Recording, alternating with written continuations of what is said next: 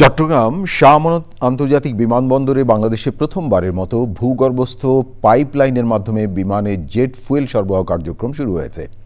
পতেঙ্গায় Padma well প্রধান depot থেকে শাহ আমানত আন্তর্জাতিক বিমানবন্দর পর্যন্ত ৫.৭৭ কিলোমিটার জেট A1 পাইপলাইন প্রকল্প উদ্বোধন করেন জ্বালানি ও খনিজ সম্পদ বিভাগের সচিব মোহাম্মদ সাইফুল ইসলাম।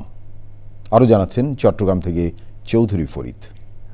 চট্টগ্রাম শাহ আমানত আন্তর্জাতিক বিমানবন্দর এবং বিমান বাহিনীর জহুরুল হক ঘাঁটিতে প্রতিদিন জেট ফুয়েলের চাহিদা 2,25,000 লিটার, বছরে 65,000 টন। পতেঙ্গার পদ্মা ওয়েল ডিপো থেকে 8 কিলোমিটার দূরত্বে জেট ফুয়েল পরিবহনে বছরে খরচ হতো 8 কোটি টাকা।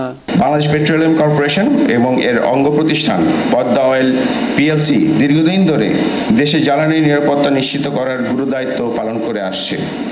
দেশের বিমানবন্দর সমূহে জেট ফুয়েল সরবরাহ তাদের ধারাবাহিক অবদান। ঢাকা এয়ারপোর্ট সহ অন্যান্য এয়ারপোর্টে যদি কোনো কারণে জ্বালানি তেলের সংকট দেখা দেয়, তাহলে এই এয়ারপোর্টের মাধ্যমে আমরা আমাদের এয়ারফুল রিফুয়েলিং সিস্টেম আমরা চালিয়ে যেতে পারব। আমরা যুগের চাহিদার সাথে তাল মিলিয়ে আগামীতে নিরাপদ এবং নির্ভরযোগ্য জ্বালানি সরবরাহের জন্য এই প্রকল্প গ্রহণ করেছি।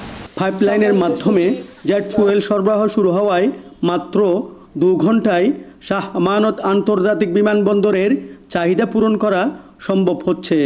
পর্যায়ক্রমে যে সমস্ত বিমানবন্দরগুলিতে আমাদের সক্ষমতা আছে সেগুলিতে আমরা পর্যায়ক্রমে এই প্রযুক্তিতে নিয়ে আসব। 30 বছর মেয়াদী প্রকল্পটি স্কেডা পরিচালিত কন্ট্রোল ও অটোমেশন সিস্টেমে নিয়ন্ত্রিত হচ্ছে।